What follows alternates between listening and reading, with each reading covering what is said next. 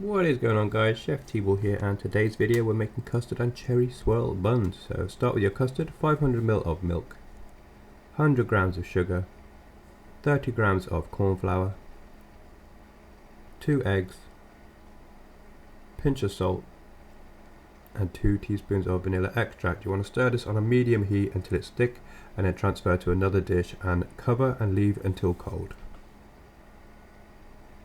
Now for the dough: 600 grams of plain flour, 100 grams of sugar, a tablespoon of yeast, 2 teaspoons of vanilla extract, 90 grams of softened butter. You want to add 200 ml of warm milk and 2 eggs. Mix until the dough comes together. And you want to roll out your dough, spread on your jam and custard, roll up into a sausage shape, chop into even pieces, and transfer to a baking tray. Cook at 180 degrees for 30 minutes. Then allow to cool and enjoy.